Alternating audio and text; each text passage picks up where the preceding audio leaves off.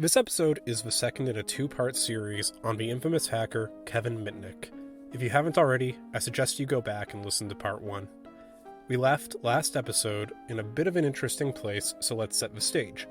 It's 1992, and Kevin Mitnick, a pioneer of hacking and frequent flyer with the law, has a warrant out for his arrest. Faced with the likelihood of going back to jail, Kevin chose the other side out and went on the run. So, where does Kevin go? What's he gonna do? And how does this all end for him? I'm John Cordes. Join me while we continue the story of Kevin Mitnick and find out what the shell he did to get out of this. A question to get us kicked off. So at one time you were the most famous hacker in the world, the most wanted computer criminal.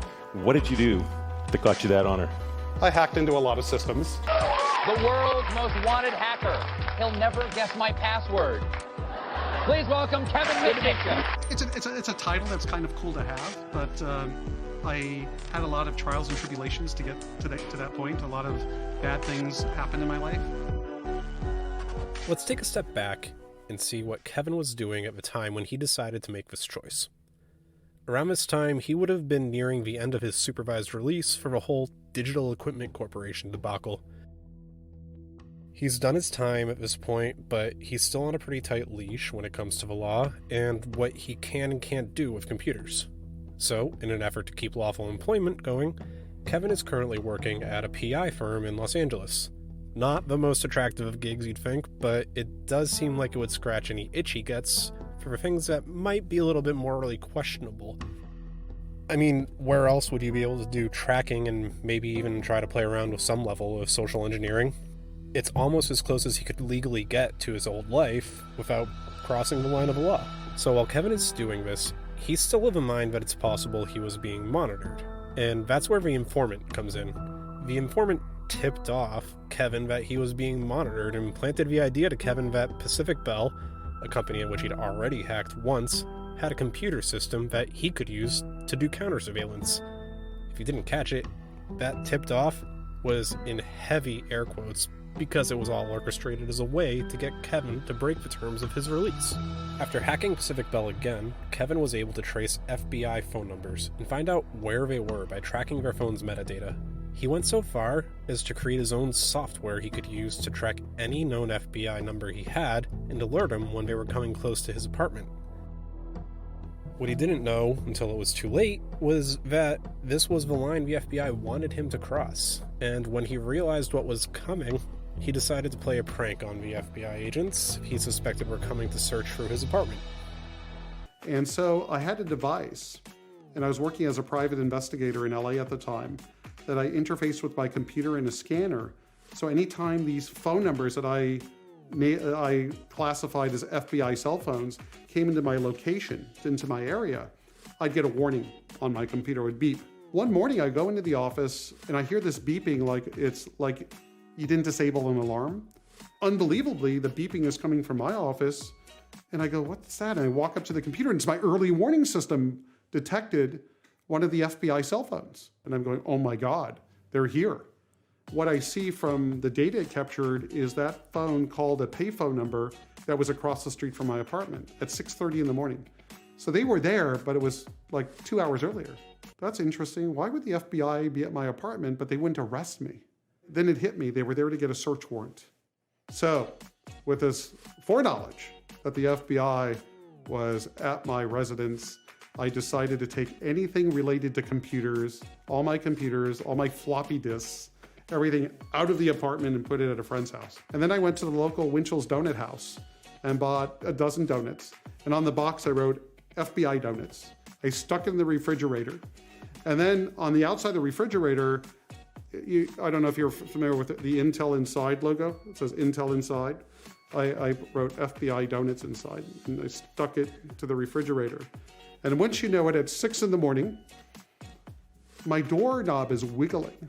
I jump out of bed because I know that the FBI doesn't do that. They knock on the door. And I actually go to the door and I open it and there's like a team of FBI agents. And they go, you're Kevin Mitnick, we have a search warrant. And they all poured in. They're all looking for all the computers, the floppy disks and all this stuff. They find they even call a supervisor because there was nothing there. And then of course, eventually they go to the refrigerator and they see the note They open it up and they see the FBI donuts. Unfortunately, they didn't eat one of them, but that tipped them off that I knew they were coming, so they were pretty pissed. And it's after this that Kevin went into hiding. He wouldn't really pop back into the public eye again, though, until around the end of 1994.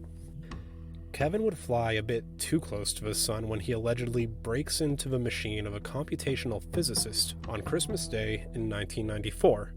The physicist, a man by the name of Tsutomu Shimomura, was rather skilled in the realm of cyber response, and combined with a bit of what might be curiosity, set out not really to find who did this to him, but how. When asked about this, Tsutomu talks about how his intent wasn't necessarily to find Kevin, but the set of vulnerabilities that he used to get in, and why he might have done so. Listen to him talk to Charlie Rose about this in 1996. What was it that drove him to break into your computer, which was his, in a sense, downfall? Don't know for sure. My best guess is that he knew that I do computer security research. This is one of the things I've been doing for the last few years. He knew I was a researcher, and my guess is that he thought that I might have some information on my machines that would help him break into other machines. You have said to me as you sat down here that he's not the problem, that there are other people out there who are much better than he is, and they pose what problem? The problem is, in the real world, we've had hundreds or thousands of years to get used to how secure something is. If you put something on your desk, you know how secure it is. If you lock your door, you have some gut feel for how secure something is. If you lock something in a safe or in a bank safe deposit box, you have some feel as to how safe that is. But in this realm, we don't really have that feeling yet. Often that's education. Sometimes we just don't know. So you might have someone who's using a system that someone else said, oh, this is secure, or maybe even they weren't told it's secure, but, well, wow, I can send my credit card number over this and buy things. Do you believe we can be made secure? I believe we can. I believe we can be made, probably not perfectly secure, but we can make it a lot more difficult for people to subvert our systems, our networks, and get data about us. The biggest break in the case for Shimomura would come from a man by the name of Bruce Kobal. Bruce worked as a computer programmer in Berkeley, California, and really only was able to help by happenstance. One morning, while reading the paper, Kobal had come across an article detailing the theft of Shimomura's data from his machine. The day before that, however, Bruce had a bit of a strange experience that he was able to tie back into this. You see, Bruce was an employee at Computers, Freedom, and Privacy. This company used a service called The Well. The Well was a service that people could use that operated similar to what cloud storage providers do these days, offering to give file space where needed at the right price. What they told him was that he had gone far over the normal amount of space that his files were allowed, which was bizarre because the group barely ever used it. He would realize that the data that was now filling all of his storage was none other than Tsutomu Shimomura's, and he was able to get a hold of Shimomura to let him know. With this direct line to his attacker, Shimomura would use The Well to set up monitoring stations. He wrote some software of his own to help, and every night would comb through what information he'd received to try and identify any patterns. What he was able to do was identify the frequency with which every session occurred, and start to create a bit of a picture of what was happening. Each attack would usually begin around lunchtime on the East Coast, and would stop toward the end of what might be considered a normal workday. Then, it would sharply pick up around midnight, continuing overnight each time.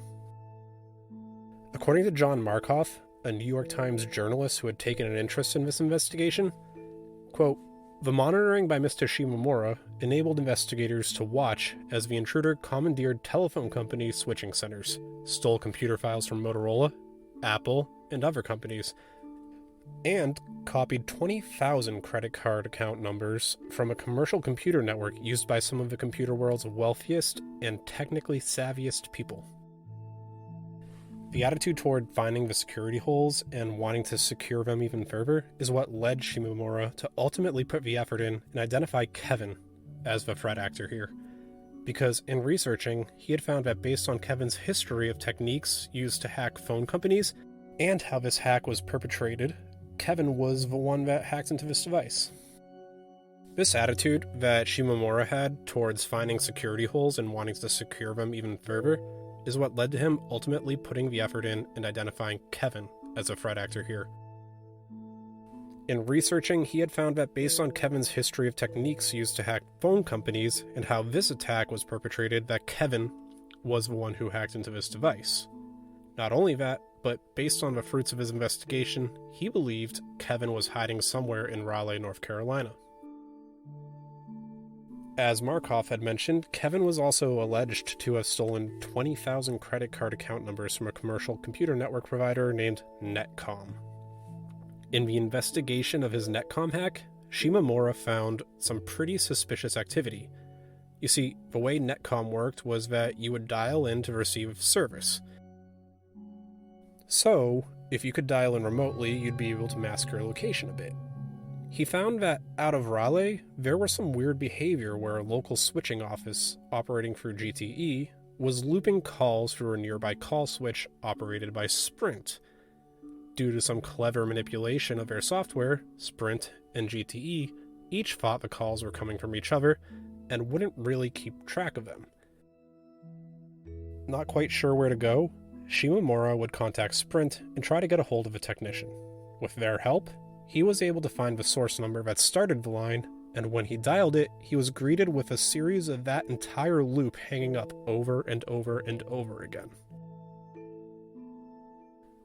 On February 12, 1995, Shimomura flew to Raleigh to try to put an end to this once and for all. He arrived in Raleigh and met up with a Sprint technician with a specialized antenna that would assist in finding the location of specific cellular frequencies. Pretty shortly into their efforts, he was greeted to where the signal originated from that he believed identified the attacker. It was at an apartment building in northwest Raleigh. An apartment building where none other than Kevin Mitnick was hiding. Within a week, the local branch of the FBI obtained a warrant and was able to arrest Kevin yet again. At the end of February 1995, in a 25-count indictment brought in Los Angeles, Kevin Mitnick was charged with computer and wire fraud and had been held without bail since his arrest. He was believed to have been held longer without a trial than any other prisoner in the United States. At this point, it's only been, a month? It goes on quite a bit. Christopher Painter, the assistant U.S. attorney, called it a countrywide hacking spree and would tell the court, quote, "He's a danger to the community. We're talking about someone who has consistently and without self-control hacked into systems everywhere. He also was a fugitive and used multiple identities. We think there's a firm basis for holding him, and the courts have agreed." That in itself isn't much of a controversy, but the continuings of this trial would prove to upset quite a few people. Where it starts to get controversial is that it quickly became apparent how little control Kevin actually had over his own case. At this point, he's being detained without any trial date, and time is starting to tick on pretty heavily. Also, because of a fear that Kevin might do some damage, he isn't even allowed to work with a computer to help his lawyer sort through and understand the evidence against him. Eventually, Kevin is starting to see that the story by John Markov that was heavily publicized was also very one-sided. For example, in the story Markov wrote in 1995, he details the fact that Kevin stole those 20,000 credit card numbers. What is neglected to be mentioned here is that there wasn't ever any evidence of attempted use of this information. And, within the hacker community at the time, the file that contained the credit card information was heavily circulated for around a year at that point.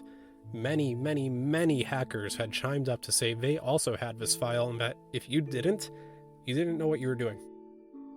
Does that make it right that he had the file? No, but it does kind of set the background that he wasn't the only one, and he might not have actually been the originator. Don't be fooled though. Kevin knew what he was doing was wrong. He considered himself a bit of a joyrider on the internet, as opposed to a conniving thief. He doesn't contest that he invaded privacy, but what he does contest is how big of a scale he was being held to. Some of the companies filing against Mitnick were alleging that he did $300 million in damages, which he heavily denies. The biggest case for this was that he never did anything beyond copying the data. There was no evidence of repurposing, no evidence of reuse, and no evidence of him ever trying to sell it for a profit. It becomes even more apparent when you look at the 25 counts he's being charged upon. In his indictment, it only ever details his fraudulent use of phones, pretending to be people he's not, and the copying of software. It's not mentioned once that he would move to sell or do anything nefarious with the data, or even mention the credit card information. His whole case for himself revolves around the fact that what he did didn't result in the losses that he's accused of, because he only copied the data. The high amount of damages he's being accused of would be warranted if he had chosen to destroy the data at its source. For example, the Nokia phone information he stole. The phone development itself cost around $140 million, and he only took a copy of it, then left, not really compromising the capability of work for Nokia in the least bit. The amount in which he's being charged for, though, is about the amount that it would be if he had destroyed everything and left. What's more is that while in jail, Kevin had started to do some legal research on his own time as well, and specifically pulled out a case where a former IRS employee that had copied data and had the same charges of computer and wire fraud against him received only 6 months in jail for the crime. That verdict came as a result of the fact that, as applied to Kevin, the data being copied did no fiscal harm to the impacted. Honestly, if I were in the same boat, which I'm glad I'm not, I'd be pretty upset myself. It seemed as though everyone in this process was just taking the lawyers at face value without actually digging into the details and precedents. The problems didn't stop there, though.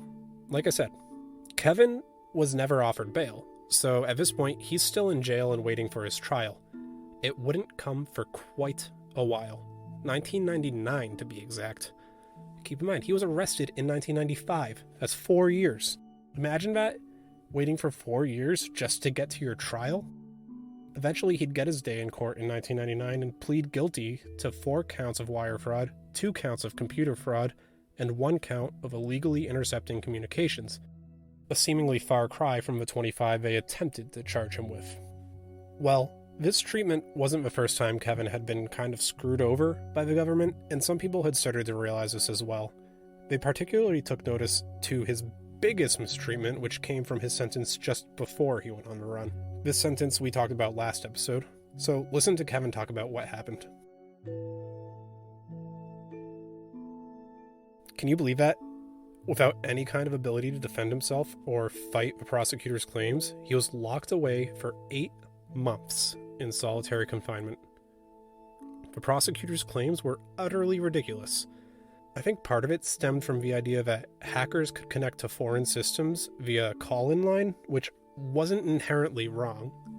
The thing is, if any reasonable computer or even defense sector expert had been brought in, I'm sure they would have laughed this down the road and back. For one thing, even if Kevin had access to a phone and could dial into a network or call NORAD like they said, without a computer, mind you, the missile networks are siloed to their own network that doesn't connect in from any public network. It's honestly probably the best defense you can get. Just good old-fashioned network separation. Can't access what you can't touch. But really, without any kind of trial, he's just put into solitary confinement? It seems like a big sidestep of the law to me. And as I said earlier, other people felt that way too, because while Kevin was in jail during this longer stint, a small movement called the Free Kevin movement started to pop up. A community that centered around the magazine Hacker Quarterly started to see that what Kevin was getting wasn't quite a fair treatment in the eyes of the law. Eric Corley, who was at the tip of this campaign, worked with the community to lead events under the banner of Free Kevin. They would do things like collect funds to help Kevin get a lawyer, distribute information on how his treatment violated rights, and even go so far as to leak documents in regards to the case. I mean, they are hackers after all. What did you expect? The biggest day of protests and calls to action centered around June 4th, 1999. At this point, it's been about 5 years, and Kevin had pled guilty to the charges already.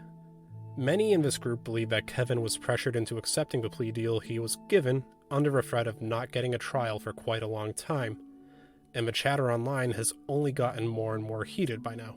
Across the country, small protests by the dozens would form outside federal courthouses. A plane in New York would write a message in the sky. Even at the US Embassy in Moscow, people gathered, and they all had the same sign up: Free Kevin. Ultimately, the protests didn't really succeed in their intended goal, but they raised awareness. Awareness that this new area of the law was being grossly misrepresented and mistreated when it came to due process. Awareness that Kevin was being made the example, not out of a fair trial, but out of some kind of idea that it would operate as a deterrent for any would-be hackers. An interesting byproduct of this, though, was that the protests were able to rework the script of the movie Takedown by Miramax. Yep, they had chosen to write and produce a movie based on the chase between Shimomura and Mitnick.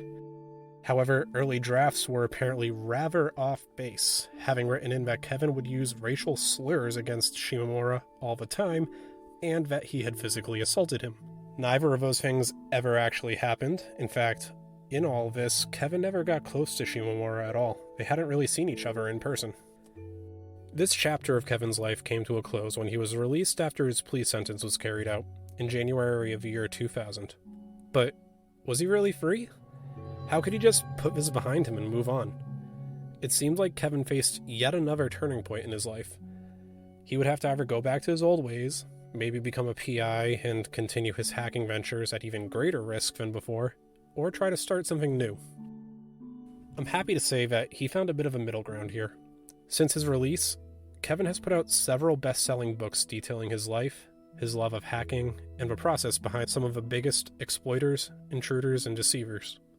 Personally, I'd recommend his 2011 book, Ghost in the Wires, or his 2005 book, The Art of Intrusion. He's also started to find legal ways to do this work. He has his own security service company now called Mitnick Security. Over the last 2 episodes, you've heard me mention briefly about penetration testing. Well, it's part of what he does now. Companies will pay him to try and break into their networks and identify vulnerabilities. But this time, they get to describe the bounds in which Kevin can operate, and they make the rules. He also tours, doing speaking engagements for conferences and sometimes media interviews to cover his journey. He's taken his past and rewrapped it into something that does a lot of good for whoever hires him. I'm sure he still gets under the skin of some people that choose to employ his services, but listen to any pen test report, and if it's got some bad results, I'm sure there's going to be at least one angry executive in the room. In an interview with Silicon Republic, he talks a little bit about how he went from coming just out of jail to getting where he is now with the security industry.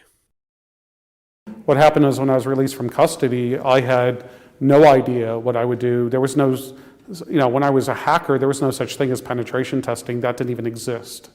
And when I was released from custody, 3 months later, Joseph Lieberman and Fred Thompson, they're kind of well known in the US, they're senators, and they invited me to Congress to testify on how the federal government could better protect their computer systems.